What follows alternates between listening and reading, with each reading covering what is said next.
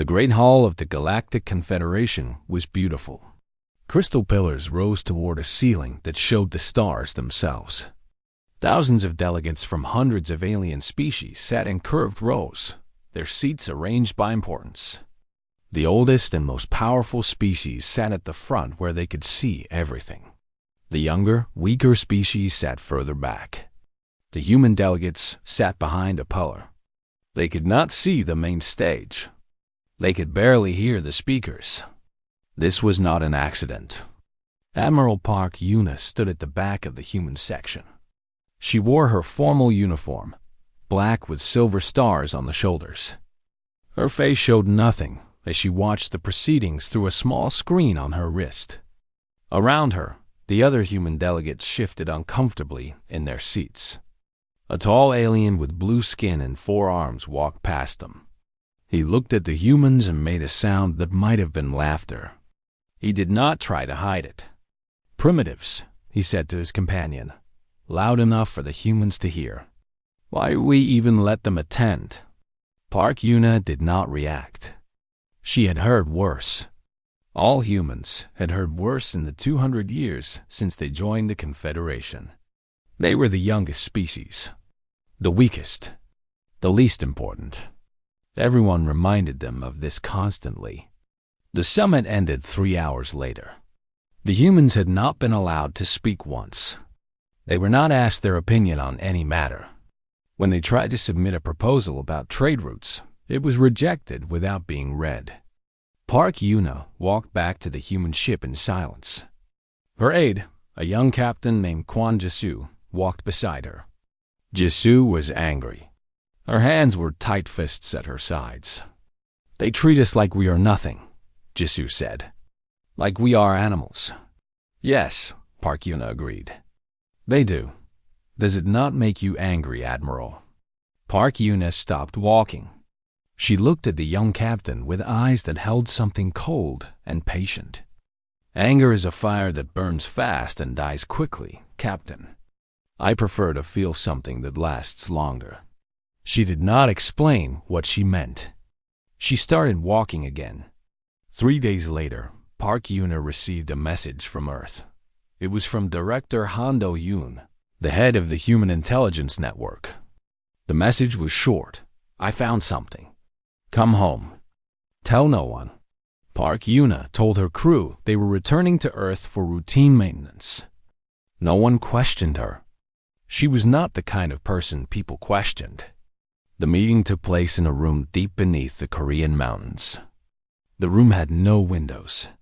Its walls were thick enough to stop any signal from entering or leaving. Director Han sat at a simple table with a single folder in front of him. He was an old man with gray hair and tired eyes. Those eyes had seen many secrets. But the secret in this folder had made him look older than ever before. "Thank you for coming, Admiral," he said. "Please sit." Park Yuna sat across from him. "What did you find?" Han pushed the folder toward her. "This was buried in the oldest archives we have. Files from before we left Earth, from before we knew there was other life in the galaxy. It took my team 3 years to decode them.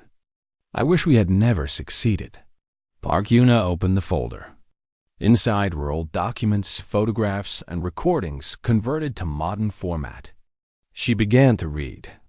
The first document was dated 2156. It described the first contact event. Alien ships had appeared in Earth's sky. The aliens called themselves the Valori. They were beautiful creatures with silver skin and kind eyes. They said they came in peace. They said they wanted to help humanity reach the stars. For 30 years, they helped.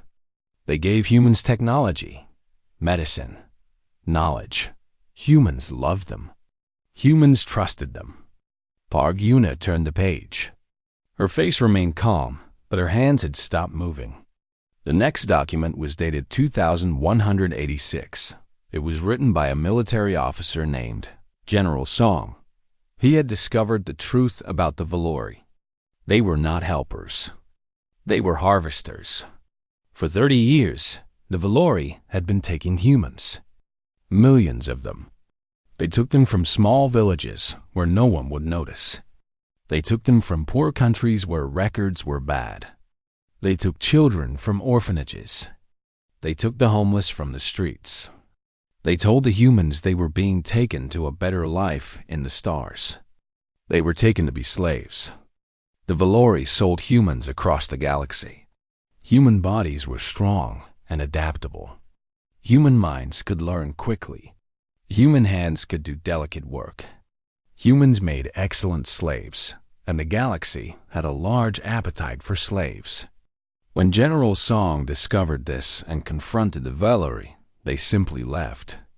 They took their ships, their technology, and 4.2 million humans with them. They left a message saying they would return one day for more.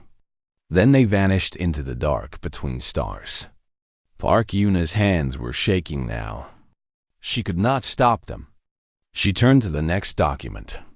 This one was a recording.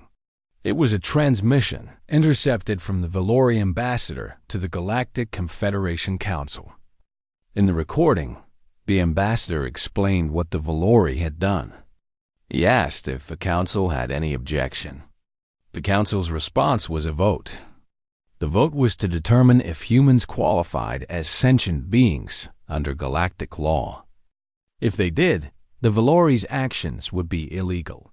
If they did not, the Valori could do whatever they wished. The vote was 847 against, 12 in favor. Humanity was declared non-sentient assets not protected under galactic law. The Valori ambassador thanked the council. Then he said words that would echo through history. The humans breed quickly. They will not even notice the ones we took. They are like animals that way. The council members laughed. Park Yuna closed the folder. She sat in silence for a long time. Director Han waited. Who knows about this? She finally asked. You, me, the team that decoded it, but they do not understand what it means. The people who voted, the council members. Are they still alive? Some species live for thousands of years, Admiral. Yes, many of them are still alive. Some of them still sit on the council today. I checked. Park Yuna stood up. She walked to the wall and placed her hand against the cold stone. She thought about the 4.2 million humans who had been taken. She thought about their children and their children's children.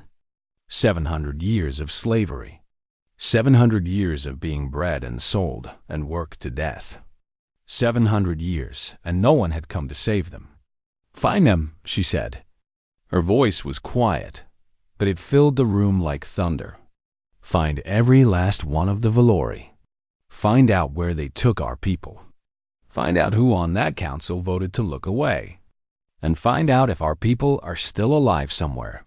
Director Han nodded slowly. And when I find them, what do we do then? Park Yuna turned to face him. Her eyes were dry. Her hands had stopped shaking. She looked like a woman who had just made a decision that would change history. Then, she said, we bring them home. Every single one. And we make sure the galaxy never forgets what happens when you wrong humanity. She walked to the door. Before she left, she looked back at the old man. Tell no one. Not yet. We have preparations to make. We have been weak for 200 years. We have smiled and bowed and accepted their insults. Let them think we are still weak. Let them think we have forgotten. Her voice dropped to a whisper. We remember everything, and we always pay our debts. 5 years passed like water flowing under a bridge.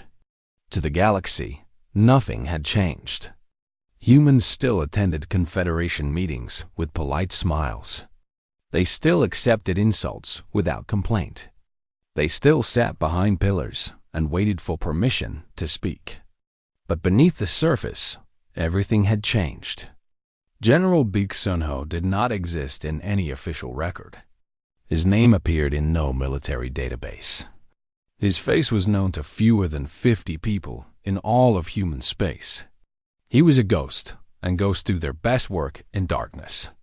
For 5 years, Beak had built something impossible. He called it Project Reckoning. It was not an army. It was not a fleet. It was a promise written in steel and fire. The project had 3 parts. The first part was intelligence. Lieutenant Yun Taiwan had spent 4 years living among the Valori, pretending to be a human slave who had accepted his fate. He sent reports back to Earth in code hidden inside trade shipments. Each report was a piece of a larger picture. The Valori had grown powerful over 700 years. They controlled 12 star systems. Their population was 80 billion. Their military was strong and well-equipped. They had never lost a war because they had never fought one. They did not need to fight. They were rich enough to buy what they wanted and cruel enough to take what they could not buy. And they still kept humans. Taiwan's reports described the slave compounds.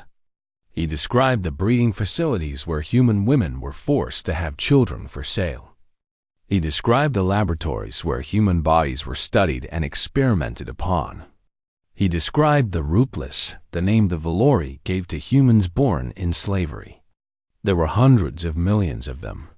They had never seen Earth. They had never known freedom. They did not even know that Earth was looking for them. The second part of Project Reckoning was alliances. General Beak discovered that humans were not the only species the Valori had wronged. There were others. Smaller species. Weaker species. Species the Confederation had ignored or forgotten. Beak found them and spoke to them in secret. He did not ask them to fight. He only asked them to remember. And when the time came, to watch. The third part was weapons. This was the work of Dr. Choi Mai-ri, the most brilliant scientist humanity had ever produced. She worked in a laboratory hidden inside an asteroid, surrounded by a team of engineers who had all been told they were developing mining equipment. They were not developing mining equipment. Dr. Choi called her creation the Silence. It was not a bomb. It did not destroy ships or kill people. It did something worse. When activated, the Silence released a wave of energy that erased all electronic systems within its range. Navigation went dark. Weapons stopped working. Communication died. Life support continued because it was based on simple chemistry, but everything else vanished. A ship hit by the Silence was not destroyed. It was made helpless. Its crew would float in the dark, alive but unable to call for help, unable to fight back, unable to do anything but wait. It is not a weapon of war, Dr. Choi explained to General Beak when she demonstrated it. It is a weapon of collection. We do not want to kill the Valori. We want to take back what they stole. Beak smiled for the first time in years. How many can you build? How many do you need? Enough to cover 12 star systems. Dr. Choi nodded. Then I will need 3 more years. She was done in 2. While the weapons were being built, Admiral Park Yuna continued her public role. She attended meetings. She smiled at insults.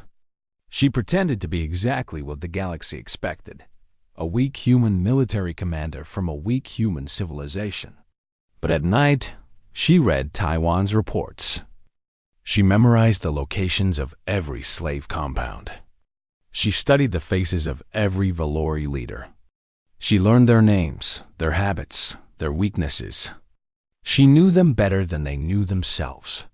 One night, Captain Quan Jisoo found her in her office, surrounded by holographic maps of the Valori space. "Admiral," Jisoo said, "may I ask you something personal?" "You may ask." "I may not answer. How do you stay so calm?" "I read the reports too. I know what they did to our people. I know what they are still doing. How do you not burn with anger every moment of every day?" Park Yuna turned off the maps. The room went dark, except for the stars outside her window. "I will tell you a story," she said. When I was young, my grandmother told me about an old tradition from Korea. If someone wronged you deeply, you did not seek revenge immediately. You waited. You prepared. You made yourself strong and your enemy weak. And then, when the time was right, you collected what was owed. Not with passion. Not with anger. With patience. With certainty.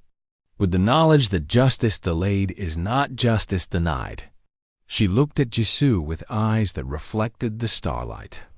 I do not burn, Captain. I freeze. I become cold and hard and patient.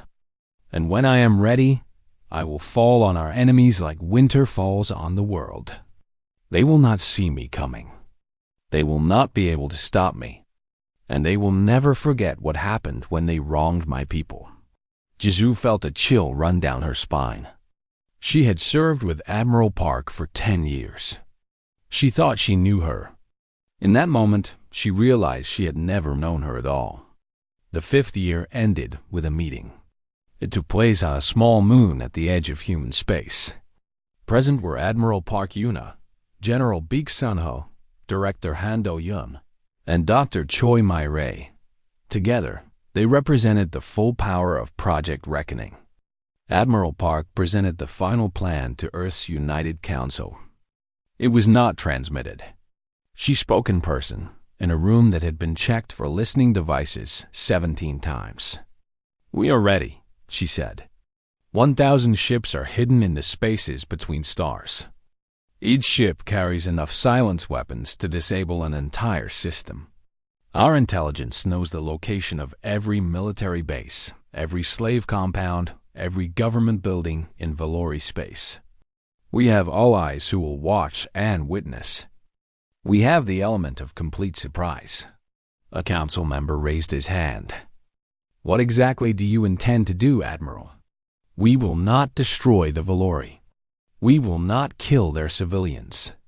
We will not burn their cities or poison their worlds. We are not monsters like them. We will do 3 things. First, we will disable their military and their ability to communicate. Second, we will enter their space and remove every human being who wishes to leave. Third, we will take their leaders and show them to the galaxy, along with all the evidence of their crimes. And the Galactic Council? They will not allow this. Park Yuna smiled. It was not a warm smile. The Galactic Council declared us non-sentient 700 years ago. We are not protected by their laws. But that also means we are not bound by their laws. They cannot punish an animal for biting back. The vote was unanimous. Project Reckoning was approved. That night, across 17 star systems, 1,000 human ships received a single coded message. Their engines powered up in perfect unison. Their crews took their positions without a word. They moved through the darkness between stars, silent and patient, like wolves circling a camp where the fire was dying. The Valori had lived in peace for 700 years. They had forgotten what fear felt like. They were about to remember. The attack began not with fire, but with words. It was a normal morning on Ashara Prime, the Valori homeworld. The silver-skinned people went about their business. Ships flew through crowded skies. Merchants sold their goods in floating markets. Children played in parks where the trees had purple leaves. Then every screen went white. Every speaker crackled with static. Every communication device in every home, every ship, every building began to play the same message. A human woman appeared on the screens. She had dark hair pulled back tight. She wore a military uniform. Her face was calm, almost peaceful. Her eyes were not. "People of the Valori," she said. "My name is Admiral Park Yuna of the Human Defense Force. 700 years ago, your ancestors came to our world. They pretended to be our friends. They pretended to help us. And while they smiled and shook our hands, they stole our people. 4.2 million human beings were taken from Earth. They were sold as slaves across the galaxy, Their children were born in chains. Their grandchildren died never knowing what freedom meant. The Valori watching these screams felt confused. Some laughed nervously. This had to be a joke. A bad joke, but still a joke. You thought we forgot, Admiral Park continued. You thought we were too primitive to remember. You were wrong. We remember everything. We remember every name, every face, every life that was stolen. And we have come to take back what is ours. At that exact moment, the sky changed. Human ships appeared from nowhere. They had been hiding in the dark, waiting for this moment. There were hundreds of them. They surrounded Ashara Prime like a net surrounding a fish.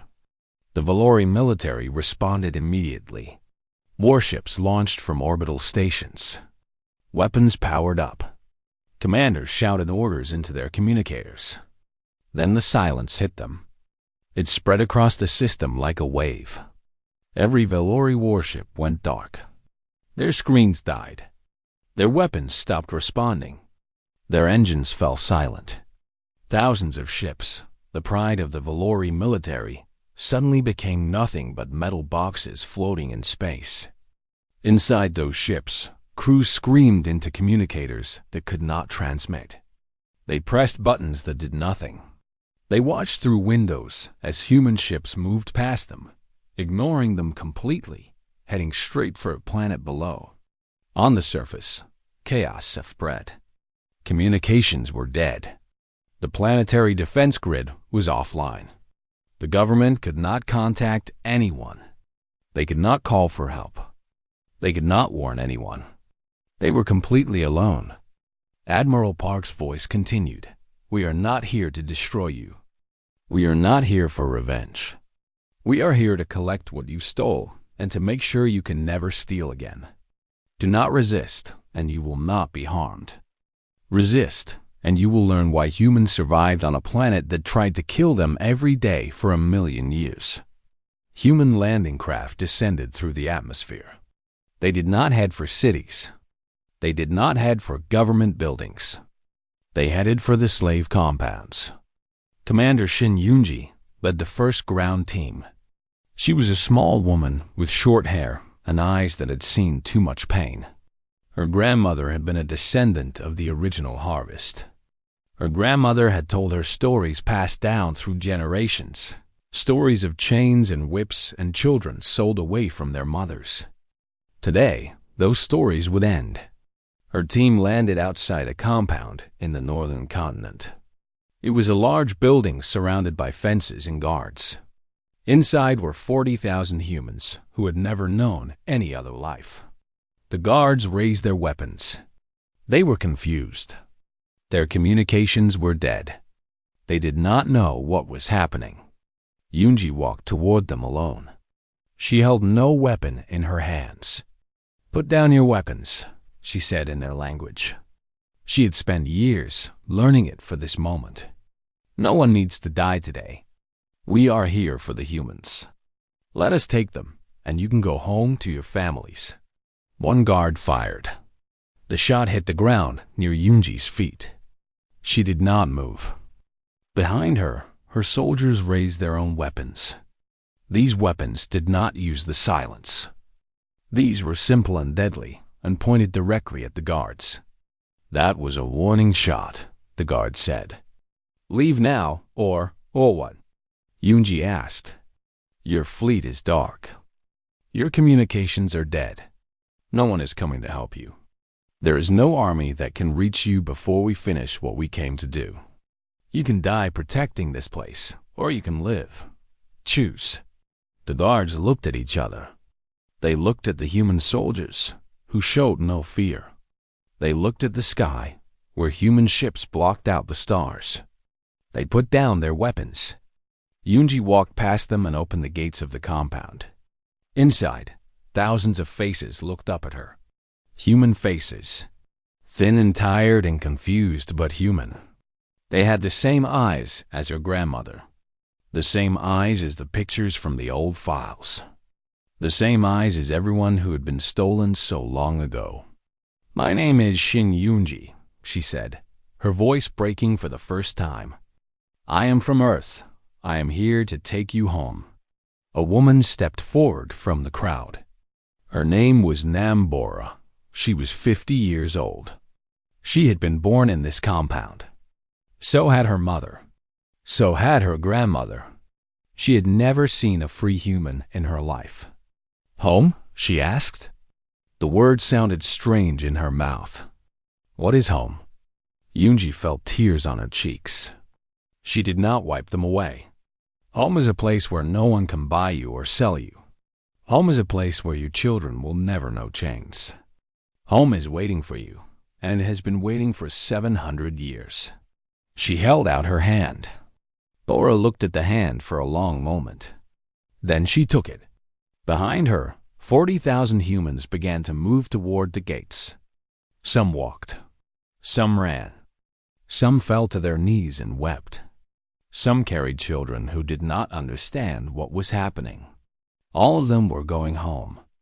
Across Valori space, the same scene repeated itself thousands of times.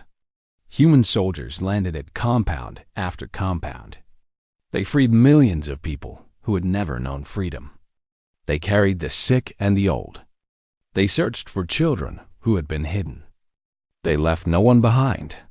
At the same time, Ambassador Kang Jinho appeared before the Galactic Confederation Council. He had not asked for permission. He had simply walked into the chamber while the council was in session. Security guards moved toward him. He raised his hand and they stopped. Something in his eyes made them stop. "Members of the council," he said, "I bring you a gift. The gift of memory." He activated a holographic display. The council members saw their own faces 700 years younger. They saw themselves voting. They heard the question, "Shall the species known as humans be classified as sentient beings under galactic law?" They watched themselves vote no. They heard the Valori ambassador say, "The humans breed quickly. They will not even notice." They heard themselves laugh. Kang let the recording play to the end. Then he looked around the chamber. Some council members would not meet his eyes. Others looked sick. A few looked defiant.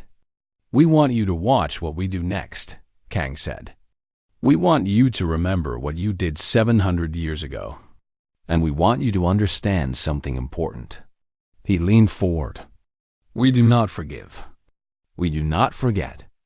And we always collect what is owed." He turned and walked out of the chamber. No one tried to stop him.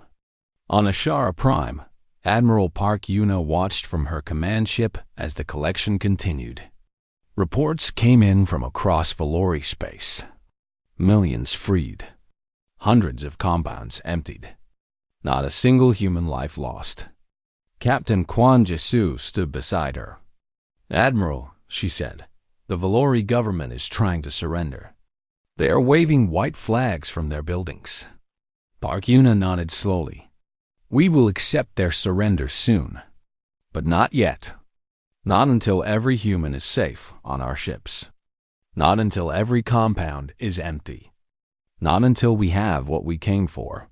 She looked out at the planet below, where her people were finally becoming free. "They thought we were animals," she said quietly. "They thought we would forget. They were wrong about us. They were wrong about everything." The collection continued for 3 more days. When it was done, not a single human remained in Valori space who did not want to stay. They had all been found.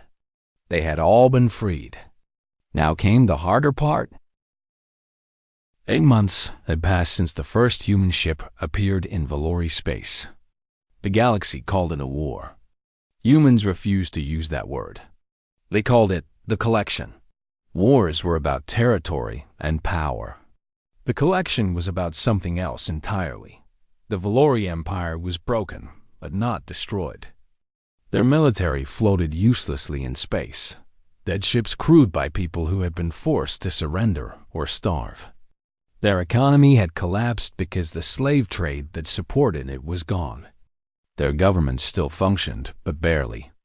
They controlled nothing beyond their own planet now. Admiral Park Yuna had kept her promise. No cities were burned. No civilians were killed. No atrocities were committed. The humans had done exactly what they said they would do, no more. No less. This terrified the galaxy more than any massacre could have. The Galactic Council had sent 17 delegations to negotiate with humanity. Park Yuna had refused to meet any of them. Each delegation received the same message. You were silent when we needed you. Now you can be silent while we finish. But the Valori were a different matter. Their leader, Patriarch Asher, had begged for an audience with Admiral Park. He had offered everything: complete surrender, reparations, public apology, whatever humanity demanded.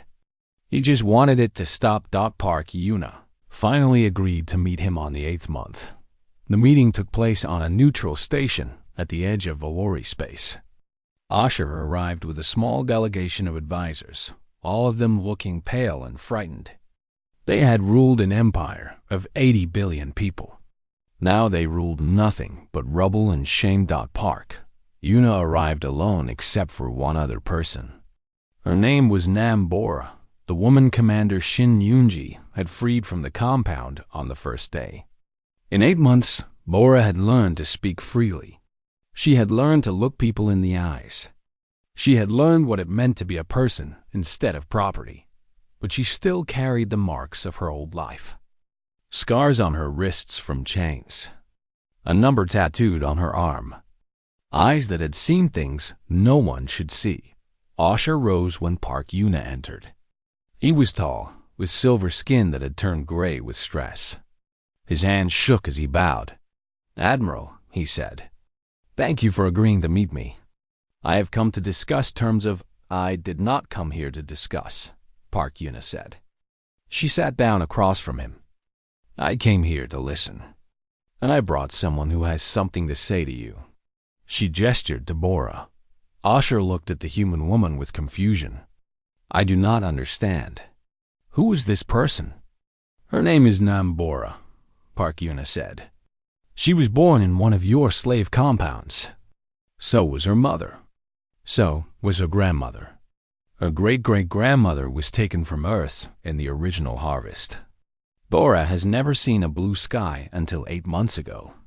She has never eaten food that was not given to her by a master. She has never had a name that was not a number.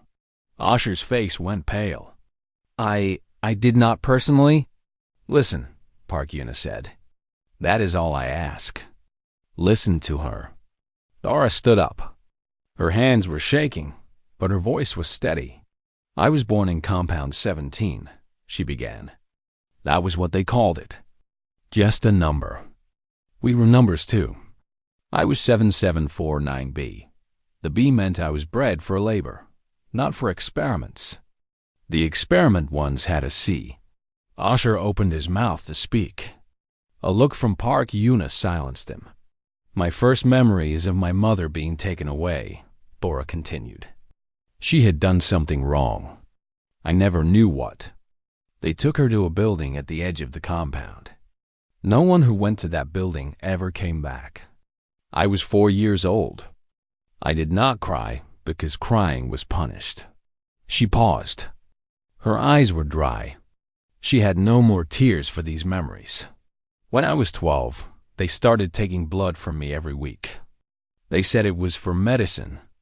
I found out later they were selling it. Human blood was valuable. Human organs were more valuable. Sometimes people from our compound would disappear. We knew where they had gone. We did not speak about it. Asher's advisors looked sick. One of them had left the room quietly. When I was 20, I had a child. I did not choose to have a child. I was told to have a child. The father was chosen by the compound managers because he was strong and healthy. Good breeding stock, they said. My daughter was beautiful. She had my mother's eyes.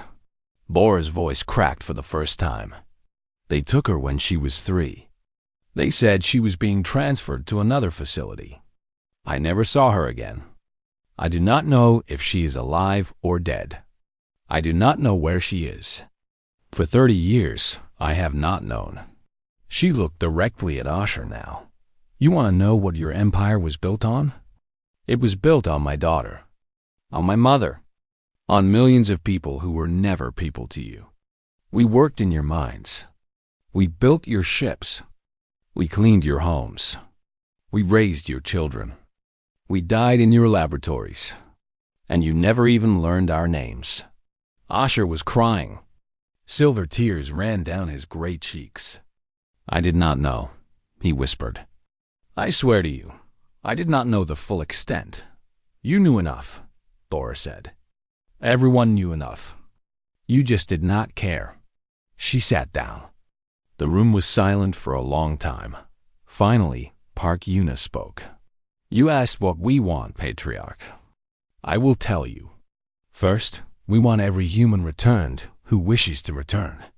We believe we have found them all, but if there are any remaining, you will help us find them. Second, we want the complete records of everything that was done. Every experiment, every death, every child sold, every human who passed through your empire. We want their names and their fates. Third, we want your schools to teach the truth. For the next 1,000 years, every Valori child will learn what your civilization was built upon. Asher nodded quickly.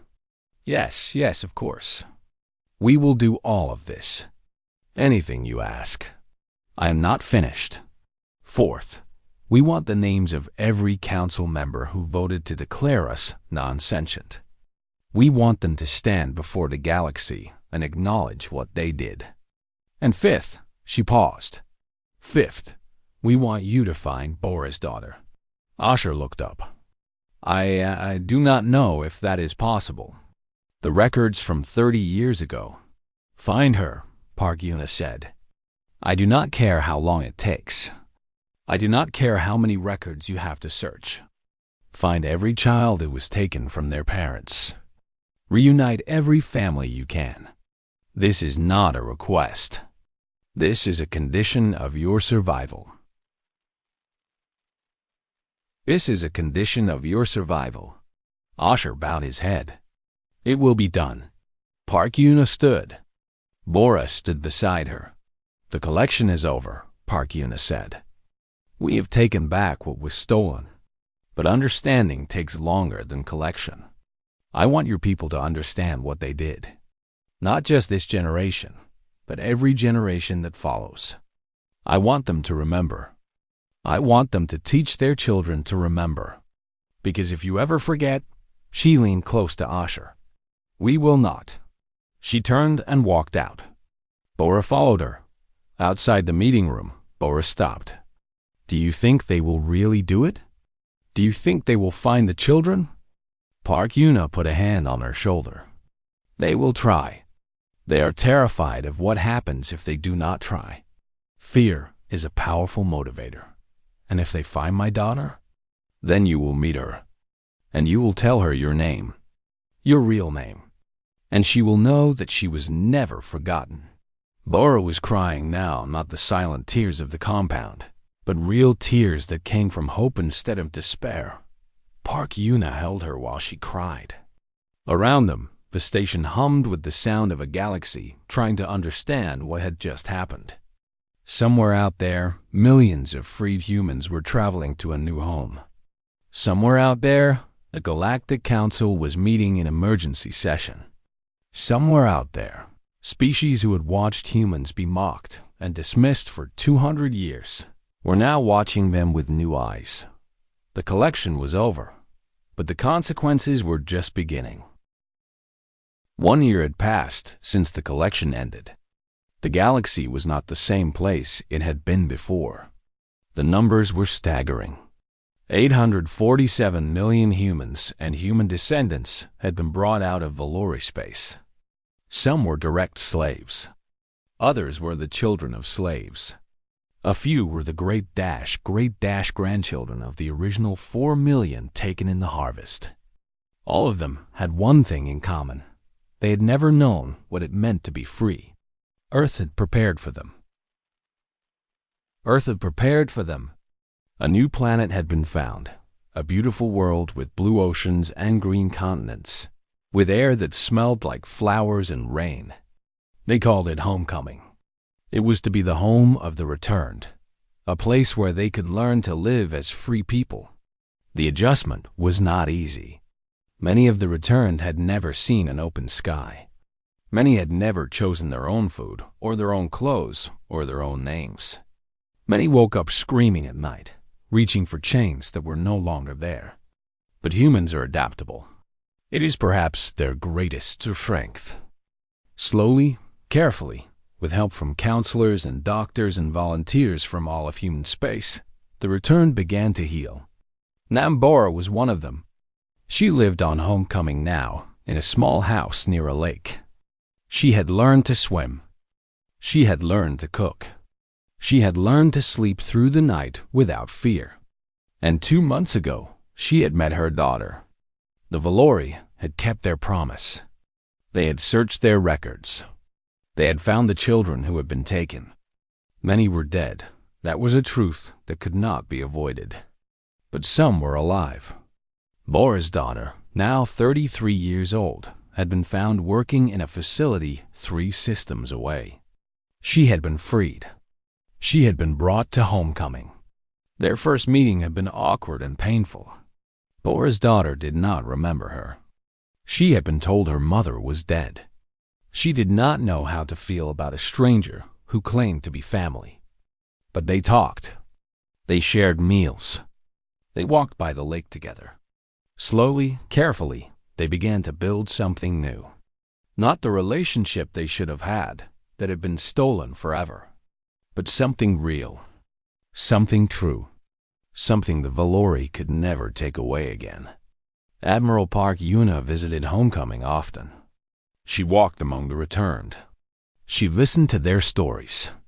She remembered every face, every name, every life that had been saved. But she was tired now. The fire that had burned in her for 5 years had finally begun to dim. She had done what she set out to do. The debt had been collected. The people had been saved. Now she needed to rest. President Moon Hae-jun was the new leader of humanity. He was a younger man, chosen by election after the collection ended. The old leaders had done their job. Now it was time for new leaders to build the future. Moon traveled to the Galactic Confederation headquarters to address the council. It was the first time a human leader had spoken there since Ambassador Kang's famous confrontation 1 year earlier. The atmosphere was very different this time. The human delegation was not seated behind a pillar. They were given the best seats in the house, at the front of the chamber, where everyone could see them. No one made jokes.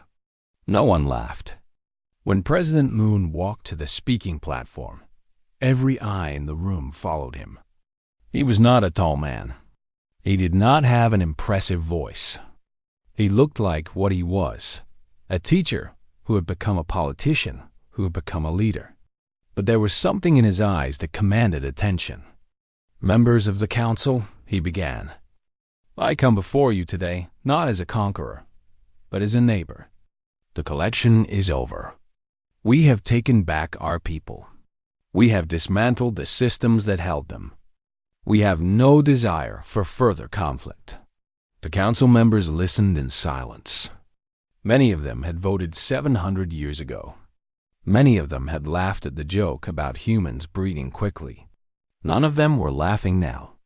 "I know many of you are afraid of us," Moon continued. "I understand that fear. We did something that was supposed to be impossible. We defeated an empire with surgical precision. We freed hundreds of millions of people without starting a war. We made a statement that echoed across the galaxy."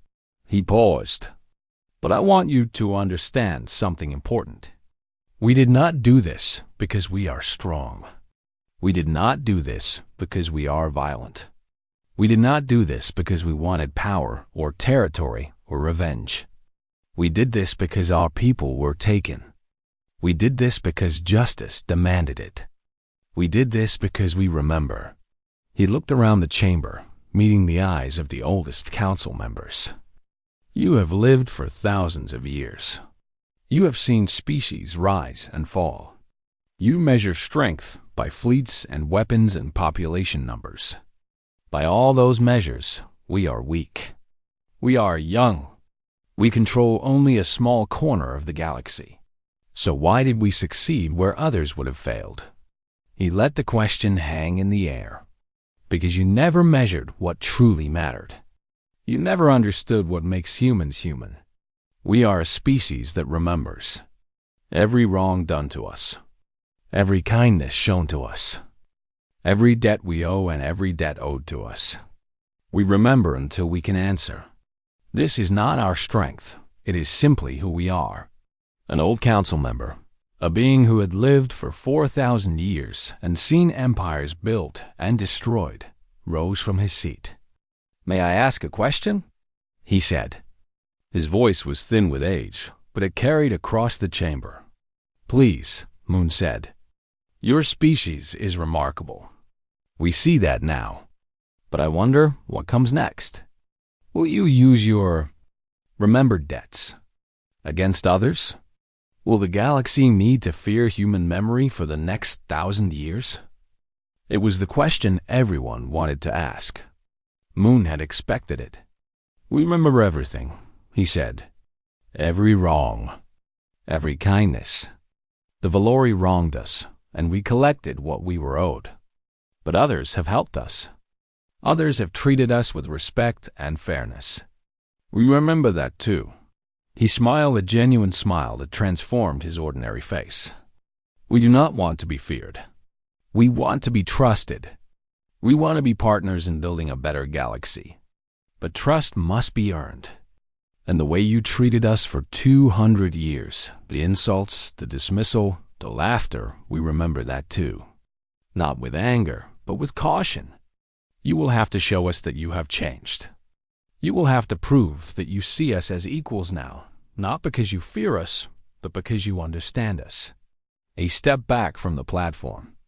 "The Galactic Council has offered us a permanent seat.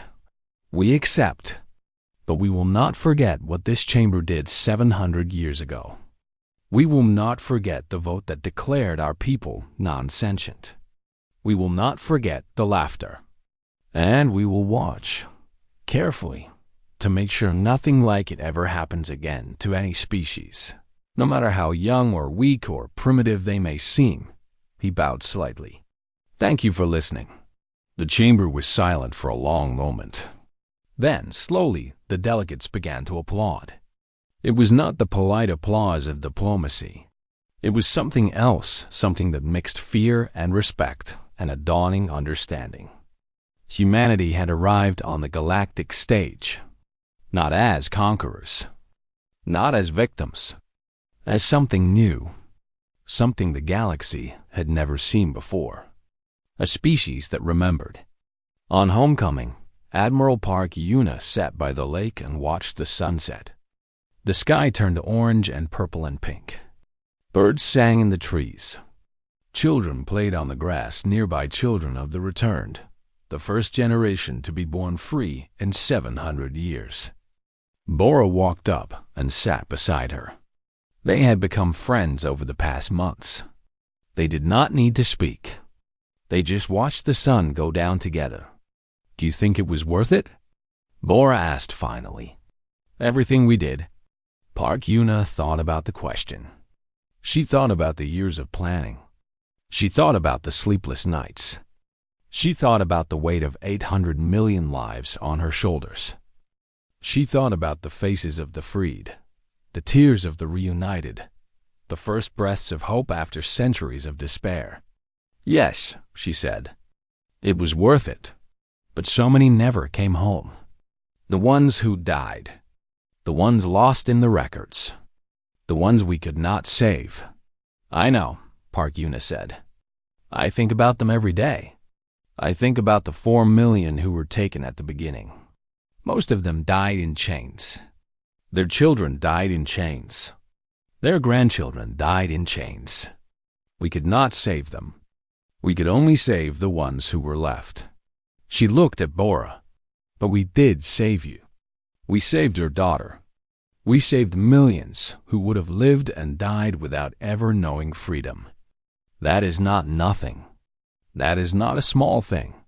That is a debt paid, even if it was paid too late." Bora was quiet for a moment. Then she said, "The children are learning to read.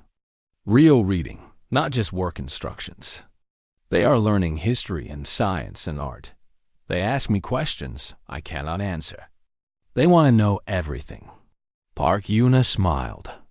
"That is human nature. We always want to know more. Do you think the galaxy is really afraid of us now?" "Yes, good," Bora said. There was something fierce in her voice. "Let them be afraid. Let them remember what happens when they wrong us. Let them remember for 1,000 years." Park Yuna nodded slowly. "They will. That is the one thing I am certain of.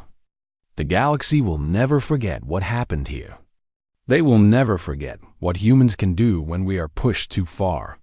She watched the last light of the sun disappear below the horizon. In the darkness, the first stars began to appear. "We came," she whispered.